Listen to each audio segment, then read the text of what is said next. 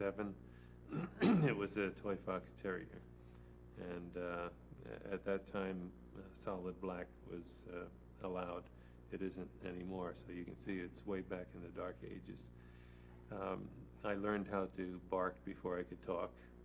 My mother put me on a leash and harness out in the backyard on a tie rope so I could have the run of the yard just like a dog would. So I grew up thinking of myself more as a dog than a person, I think. Then I was able to get into other breeds. I got my first German Shepherd dog in 1947.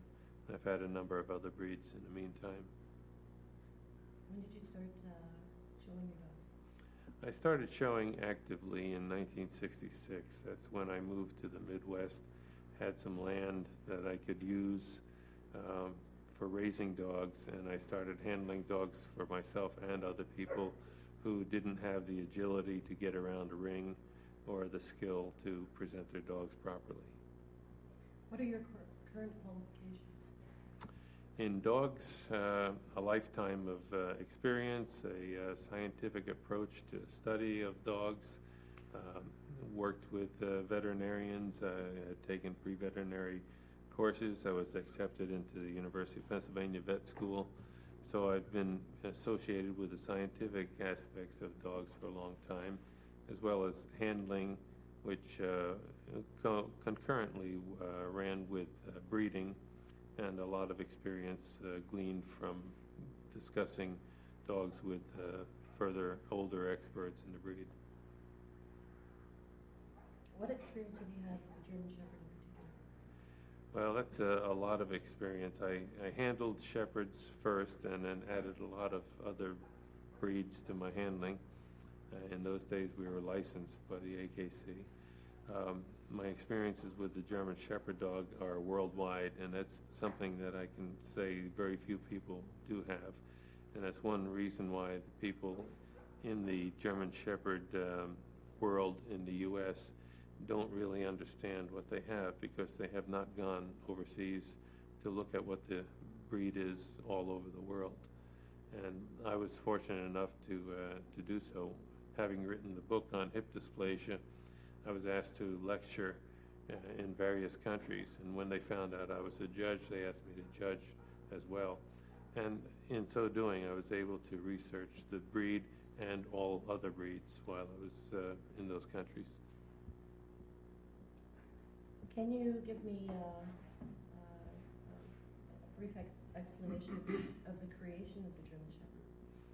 Yes, the Shepherd was really a very polyglot type of animal that was used by shepherds all over Central Europe especially. And each little town may have been isolated a little bit from the ones further away. Therefore, each one had its own slightly different variety or strain of sheep herding dog. There was no attempt to make the dog look like everybody else's dog until about the turn of the century, about 1900. So the German Shepherd dog has arisen from various stocks, primarily two different types. One is a very lithe, lightweight, coyote-like dog with excellent movement and easy gait from northern Germany primarily. And the other was the mountain dog with more pendulous skin, ears, heavy bone, longer coat, and other characteristics. These two basic types, plus several others, went into the makings of what became the German Shepherd dog. Was there a particular breed founded for the German Shepherd? Yes, Captain Max von Stephanitz. He was a cavalry master, and he had a dream of uniting all the people who were doing the sheep herding work, but also trying to improve the breed and make them look a little more uniform. And he was primarily responsible for the organization. And being German, he was very militaristic about the idea, and of course he was very successful in organizing. What is the SV? The SV stands for Schäferhund Verein, which means Shepherd Dog Club. And that is the parent club of German Shepherd dogs all over the world, headquartered in Germany, of course, the country of origin. What's the importance of the SV? The importance is to unify the German Shepherd dog all over the world. Unfortunately, there are some countries, some few countries, North America is about the only one really, that does not follow the German Shepherd standard as put forth by the SV. Canada and the U.S. have gone their separate ways, especially since the mid-1960s, when the German import was not used as much as it should have been and used to be. Can you explain the difference for somebody that doesn't know the German Shepherd between the American German Shepherd and the European style German Shepherd? I'm going to get a lot of flack on that, as I usually do, but you have to generalize, and you have to realize that generalizations do not include all of the exceptions to the rule. But as a rule, you will find most American line German Shepherd dogs that have drifted off from the standard will look rather narrow, feminine in head, even if it's a male, rather poor in ligaments such as pasterns, weak hocks, very sloping back, which comes mainly from the very upright shoulder assembly and short upper arms and straight vertical shoulder blades. And the German dog looks more ancestral, looks more like people who don't have dogs would expect a German Shepherd dog to look like. As a matter of fact, people with other breeds, when they see an American line dog, will often say, "What's wrong with that dog? Why is it walking like that? Is it crippled?" and so forth. And this gets American breeders very upset because that's all that they've been used to. That's all that they've seen, and therefore they think that is the norm. Whereas, as I said, if they haven't gone abroad, they don't know what the norm really is. Can I ask you to explain the difference between the working German Shepherd dog and the show German Shepherd dog? The show German Shepherd dog has remained about the same because the people are more interested in conforming to the phenotype and the looks of the dog. The working dog is judged mostly on its performance, and therefore the people who raise the strictly working dog for Schutzen sports competition don't care as much what the dog looks like as long as it performs the obedience, tracking, and protection work in such a way to give them high point scores. So therefore you have more variety and you have less adherence to phenotype standard in the working dog. When did you first start noticing changes occurring in the American German Shepherd? What were these changes? The changes can be directly linked to 1967 when a very handsome dog named Lance of Franjo won the Grand Victor title. Prior to that, dogs from Germany made up a great part of the bloodlines in American dogs, and there was very little difference in type and style. Lance, unfortunately, however good he was in his own right, was used much too often in line breeding, in intense line breeding, to the detriment of the breed, because when you eliminate outcrosses, you lose genetic diversity and you lose an awful lot of genes that you can't recreate. So too much line breeding on Lance was the problem. Lance therefore became known as producing a number of the problems that we see in the breed today. And that was 1967. Since then, the line breeding in that type and style has made the American dog look so much different than the dog in the rest of the world. Why do you suppose that in America, show breeders appreciate the steeper angulation? When you talk about angulation, that we have to define that, because the way you're using it is incorrect, even though it's a popular misconception. Angulation is not the slope of the top line, and that's what I believe you're talking about.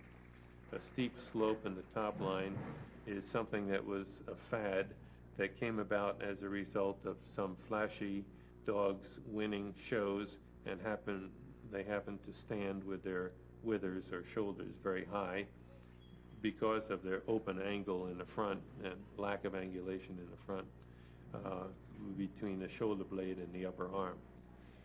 The term rear angulation should really refer only to the angle between the thigh bone and the lower thigh, that is between the femur and the tibia, and also as a result between the lower thigh and the hock.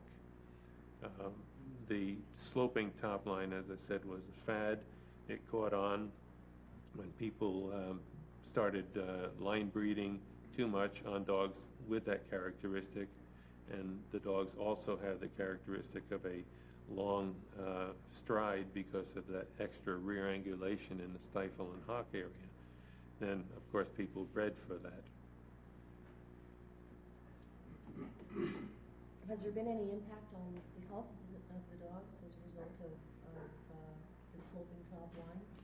No direct impact on the health of the dog from the sloping top line, except that dogs with very straight front angulation, a vertical angulation, are not going to hit the ground as easily, and therefore you can cause a little more pounding effect. There were more health problems that came in an ancillary way by means of line breeding on the faults that these particular few dogs were producing. Missing teeth, poor digestive systems, very touchy digestive systems, many intestinal problems, pancreatic problems, weak ligaments, temperament problems, and so forth. These were magnified by this inbreeding and the lack of outcrossing to the German dogs, for example, that we used to breed to. Can you tell us a bit about hip dysplasia? Yes, I can tell you a lot about hip dysplasia. I started researching hip dysplasia when I was a handler, and people would come to me and ask me, why does my dog walk funny? And I was breeding at the same time. This was in the early to mid-'60s. And at the time, I was developing a book on the German Shepherd dog. One of the chapters that I submitted to the publisher that I was working with at the time was on hip dysplasia. And he said, what we really need is a book on hip dysplasia. Well, I was the one who wrote the book. And I did a lot of research, a lot of puppy palpations, x-rays, follow-up work. And that is what resulted in my worldwide travels. The book on hip dysplasia is what got me the invitations to lecture worldwide. Hip dysplasia is a genetic problem. You can't get hip dysplasia unless you have the genes that produce it. So it's first of all genetic. Secondly, it's progressive. That means that if you have a case of hip dysplasia, it's going to get worse. How much worse depends on the individual. And it's a developmental situation. That is, it develops from no signs to some signs, symptoms. The only way to get rid of it, since it is genetic, is to choose the ancestors better. Has the, maybe explain to me, what has the German Shepherd community done to, in their efforts to eliminate or reduce hip dysplasia? The German Shepherd community is fragmented, so you have to talk about each segment of the Shepherd community. The Shepherd Club of America, the German Shepherd Dog Club of America, is an AKC member club, and unfortunately allowing the AKC to run most of its decisions has kept it from making a lot of requirements that would have benefited the breed a long time ago. Registration, requirements for normal hips, and so forth. Whereas the AKC is primarily interested in collecting registration monies. Um, the clubs, the breed clubs, should be more interested in protecting the breeds and preserving the best qualities of the breed. So the GSDCA has always resisted anything that would improve the hip conditions of the dogs to a material extent. As a result, they fought the people who wanted to require certification of normal hips for the top awards for many, many, many years. No matter how many times it was brought up, the board and the membership would vote, yes, we will want to require, for example, OFA clearance on a dog that is going to be called Select. That's the top cream of the crop. But then the board would overturn that at the next board meeting, typically, and the membership would never get a chance to really vote on it.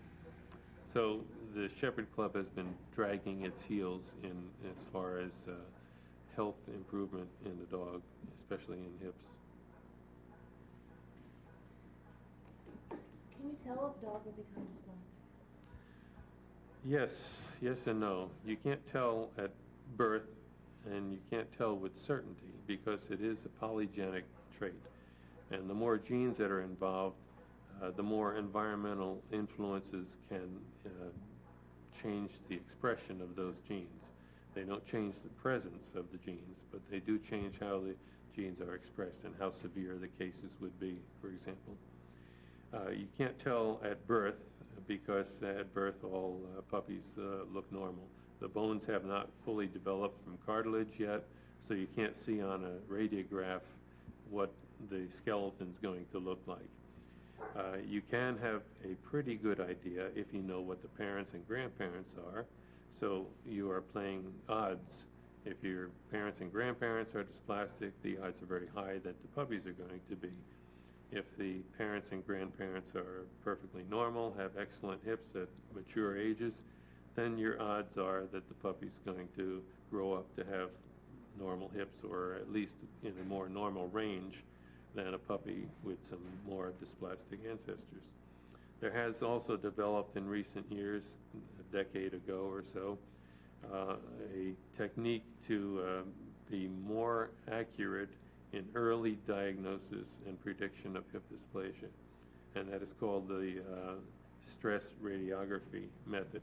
And the best technique that is practiced is called the PennHIP program. That stands for Pennsylvania Hip Improvement Program.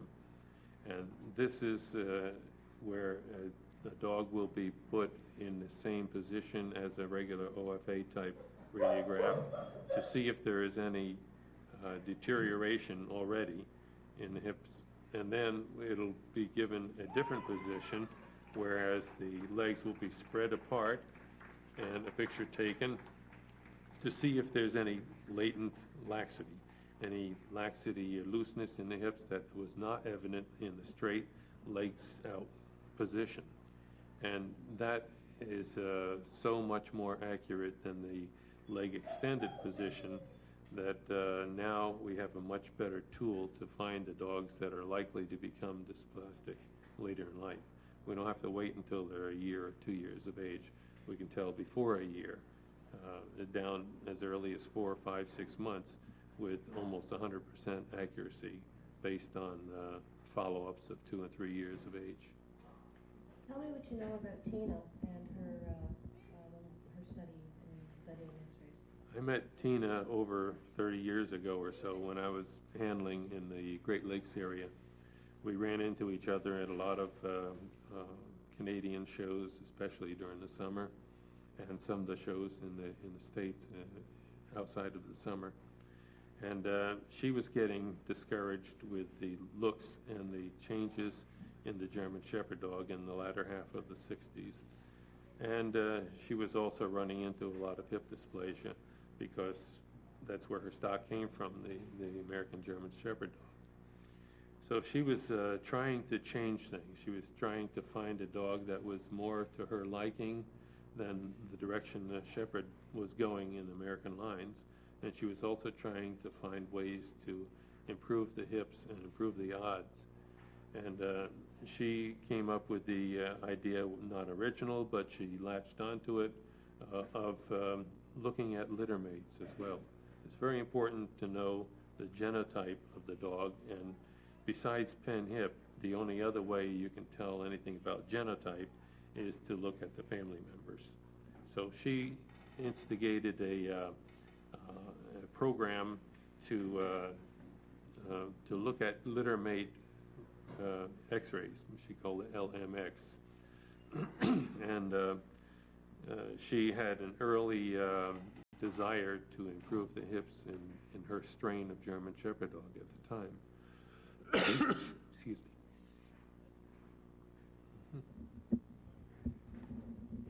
How would you describe her attitude toward canine health? Toward health, I think she's about as conscientious as anyone in trying to improve and preserve good health in the dogs. She's never been duplicitous about wanting to have better, more healthier dogs. She's run into some snags and some setbacks at times, but every breeder has. And so she's kept plugging away at trying to improve dogs. The thing about giving seminars and presenting special shows where people can learn is one evidence that she's still trying that. How do you feel about the strides she's made towards her attempt to reduce hip dysplasia in the Shire? She's made some progress. Until the pen hip program came along, she was up against the drawbacks of the hip extended view, which the OFA and various other organizations have used. Now, with the pen hip program available, she was one of the first to latch onto that and suggest to the Shiloh people to have their dogs evaluated with this new improved method. So she's more on the forefront of technology than most American line German Shepherd dog breeders. And her strain, which has become a breed called the Shiloh Shepherd, still has almost the same incidence of hip dysplasia, but certain families in the Shiloh Shepherd have an excellent record of super hips. Does hip dysplasia occur in the European or the world German Shepherds as well, or is it more pinpointed on the American Shepherd? No, it's pretty much worldwide and almost the same. I would say that the American Shepherd is more prone to it because of lack of control by the breed club. In Europe and most other countries, other than Germany, you will find that the breed club controls the rights to breeding. For example, the SV will not allow a dog to breed or have registrable offspring if its hips are severely dysplastic, whereas the AKC is happy to collect the money and has no compunction against having those dogs bred. So therefore you have a higher likelihood of hip dysplasia in American lines, but on the other hand, in the European system, they also allow dogs with mild hip dysplasia to be bred with equal rights as the dogs with normal hips. Further, they take the radiographs at 1 year instead of 2 years for certification, and that's less accurate because a lot of dogs, maybe 30% or so, will become dysplastic, obviously, on radiograph between 1 and 2 years of age. Why would you consider it important to have a strict registry for any breed? Well, I think in order to preserve type, in order to keep a German Shepherd dog from evolving into a Leonberger or having tremendous differences. If we look at pictures of the best dogs of the 20s and 30s, we still find dogs today, excellent dogs, that overall look like those dogs. So there was a good breed that von Stephanitz developed in the first 30 years of the breed club, and basically that type is still with us today. So I think preservation is probably the main reason for control over registration.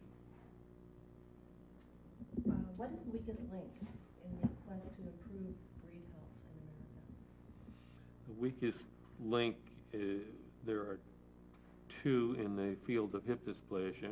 For example, one is breeder apathy, a lack of breeder cooperation and knowledge about new techniques. And the other is a lack of accurate diagnosis until the pen-hip method came along. With other types of health problems, I think the main reason is, again, people's desire to have puppies, make money, have registrations, have dog shows, and not put as much emphasis on preserving the best and eliminating the worst. What needs to happen in order for the Shiloh to become an officially recognized breed? Well, it's an uphill battle. For one thing, you have different people recognizing breeds. The AKC will never recognize it because there is, in their mind, enough of a similarity or identity with the German Shepherd dog. There isn't enough difference to them. It's just a different strain to them. The Rare Breed Association, however, the ARBA organization, is happy to recognize Shilohs because they welcome additional breeds that look different and are going to draw crowds. And so they're happy to recognize the Shiloh Shepherd as a separate breed. Depending upon the organization, the registry organization, they make up their minds depending on if they are in favor of increasing public awareness or of maybe they were upset about the way the German Shepherd dog has gone and feel the need for a return to an old style dog. So there are various reasons. What would have to happen for the FCI to recognize it? The FCI would only recognize it if the AKC did, because the AKC has a working relationship with FCI. They're not a member of FCI, but they do have a reciprocity agreement. What's the difference between the FCI and the AKC? The FCI is a cooperative group of kennel clubs from various nations. Let me back up to where the breed clubs start. Each breed club, of course, has the responsibility for improving and preserving their breed. They get together and have all breed shows, and each country historically has a major registration where they keep records of the breed club's records, and not always their own registry, but borrowing from the breed clubs. And then these all breed clubs from each nation combine in order to have a standard, a breed standard that will be recognized in every country, and some general dog show rules that should be followed in presenting dog shows. So the FCI is an organization more or less dedicated to putting on dog shows and making sure that breed standards are the same worldwide. And the AKC is a collection of breed clubs in the USA. In America, we don't have just one official national breed club, all breed club rather, the way they do in other countries. In many countries, the all breed dog club is a part of or under direct supervision of a governmental agency, such as agriculture department or whatever. And in the U.S., we have more free enterprise, so we have several registries. We have the AKC, the UKC, the United Kennel Club, which is the second largest and second oldest registry in the U.S. and possibly in the world. The Japan Kennel Club may be vying for that position. But there's also the National Canine Association, there's ARBA, there's a number of smaller registries and dog organizations as well. Explain to me if you think the Shiloh has become different enough from the German Shepherd standard to be considered a unique breed. I wouldn't say unique, but I think that it is different enough, and the dog is readily identifiable enough so that it should be granted some individual honors, whether variety or breed or whatever. I'm perfectly happy to call it a different breed, even though I know its roots are all German Shepherd dog. And if someone wants to say it's a variety, that's okay with me, but let them have their own competitions and not have to be in the same ring with the German Shepherd dog for breed wins. It's not really the same look anymore. It would be like wire fox terriers and smooth fox terriers. They have a different look. Wire-haired dachshunds and smooth dachshunds have a different look. And in the case of wire dachshunds, there's some different ancestry in there too. So I think it is different enough in phenotype so that they could be easily allowed to have separate breed status by any organization.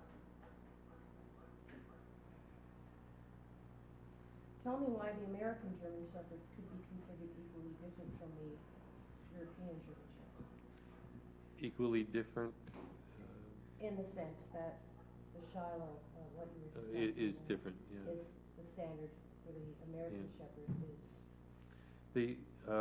The American Shepherd, when we're talking about most typical American line breeding of the German Shepherd, especially since the 60s, is different enough because of neglect and because of the parent club not requiring breeders to adhere to the world standard. Therefore, anybody can breed anything, whether it looks like a Great Dane or a Chihuahua, and as long as its papers say it's a German Shepherd dog, they can exhibit it as a German Shepherd dog. I'm exaggerating, obviously, but there's a very wide variety of phenotype in the American line Shepherd at the same time that there is very little genetic diversity. The only diversity you have is in phenotype, body style, the looks of the dog, size, for example, from medium to very large, and yet they're all going back to the same few ancestors.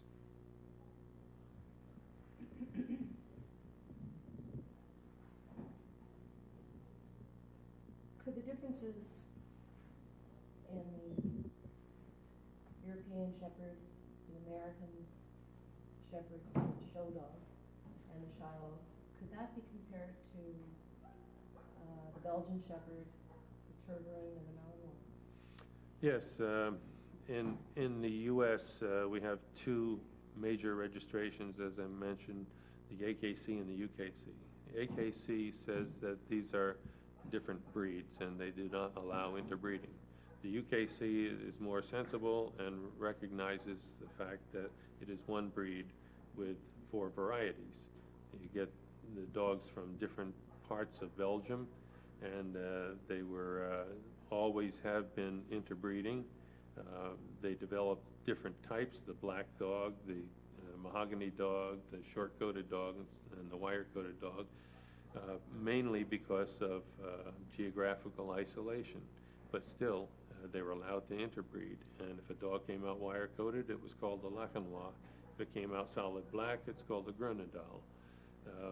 Whereas the AKC says, no, you're not allowed to breed them. Any other country, just about any other country, you're allowed to crossbreed them.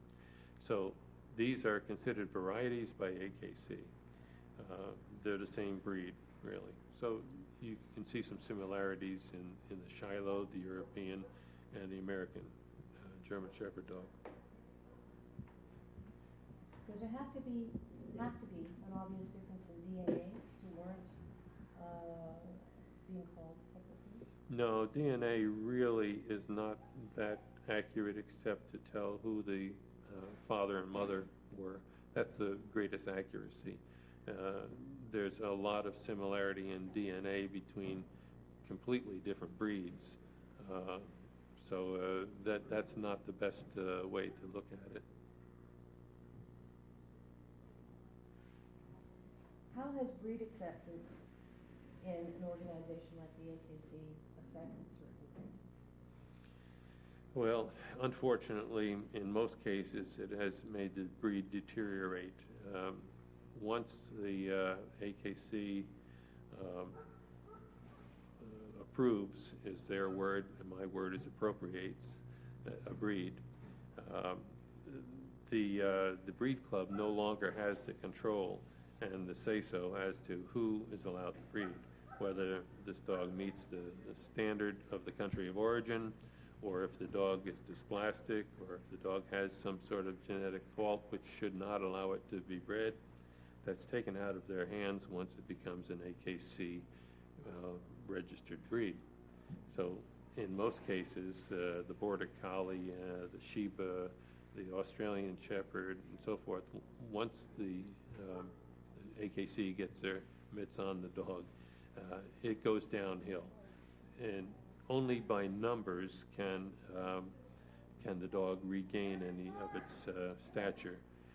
That is, if it becomes popular enough and enough people breed it, then you will get a small percentage, but a large numerical group that will, again, be showing you the original dog, the way it was originally developed. What can you tell me about the situation with what can you tell me about the situation with the Border Collie? Yeah, the Border Collie, I've seen work in various countries. I've seen them work in New Zealand, Australia, Germany, England, Scotland, and it's a tremendous working dog. And there's a lot of variety in the way the dog looks. The ears aren't always perfectly the same as the next dog. The coat, the size, and so forth. But the working quality is the most important thing. The Border Collie people resisted AKC registration for a long time, and they were finally beaten into submission. The Australian Shepherd people were the same way. As a matter of fact, the AKC set up sort of a dummy corporation with some dissident Australian Shepherd people who wanted AKC registration, and created a parent club for the Australian Shepherd. Far, far more Aussie people are outside of the AKC and in ASCA, the Australian Shepherd Club of America. The Border Collie people have had the same problem. When their dogs had to all look alike, there's no telling if a dog is able to work or not. It's got a lot of hair and a lot of white on it, and that's what makes it win. As a matter of fact, most group winners in AKC shows have either a lot of hair or a lot of white or both. The Aussie is an example of that. When I first started judging Aussies, Australian Shepherds, there were lots of plain liver, brown wrappers, plain-looking dogs, but you knew that they could do the work because of their muscle tone and the way they moved. Nowadays, it's pretty hard to find an Aussie that isn't the blue merle with a lot of white on them. And the Border Collie is starting to look like that too. It's starting to look like a show dog rather than the working dog. Why does there appear to be, or why, in your opinion, is there animosity between or towards the show from a lot of German Shepherd fanciers? That's I think goes into human nature. I think when somebody has the pride of winning, and after all, winning is just an ego extension. When you win with your dog, it's not because of your dog. It's because you are getting the ribbon, not the dog. The dog could care less. But when the people get so filled up with themselves, and then somebody wants to be different, anything that's different is going to draw the ire of a lot of people. And if you are attacking their self-worth, which is what you do when you have something different than their dog, then they're going to react that way with little animosity, sometimes downright hatred. Sometimes people just act like that toward anybody that's different. That's why we have racial unrest in all of the world, because if someone is different, there's a lot of people that are going to want to hate that person just because he's different. What type of shepherd has Tina been breeding for? When Tina saw the direction that the American Lion German Shepherd dog was going, she said she wanted a dog that would look like what she remembered as a child. They were big, the back was level, the dog was plush, heavy coated, not necessarily long, but strong looking. But mostly it's the size and the level back, and she wanted to get back to that. She also wanted to get back to the laid-back attitude that the dogs of her childhood had. So she was trying to find dogs that would fit that mold and breed those dogs to each other and come up with a dog that was large, level-backed, easygoing, sociable, and that's what she's done. She's created a breed type, a strain that is readily identifiable, as I said. Can you explain what is meant by the description of old style German Shepherd dog? Well, the old style only can be used if you're comparing that with the new style American Lions German Shepherd dog, which, as I said, typically is very high in the shoulders and very sharply sloping in the top line, narrow in body, not masculine looking in the head, and so forth. So what she was going toward was a dog that didn't have these deteriorating problems. In one word, sum up Tina Berber. Can I say on video, one tough broad, or would I get into trouble? Tina is a very strong-willed, strong person. She's got a lot of love in her heart. She's got a lot of well, it's a mixture of patience and impatience, really.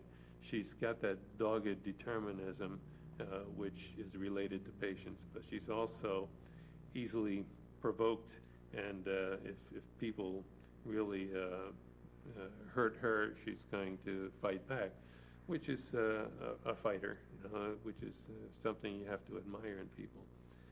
Tina's stuck with it for a long time through a lot of difficulties. I consider her a very good friend. We have not always agreed on everything, but we've always agreed to love each other.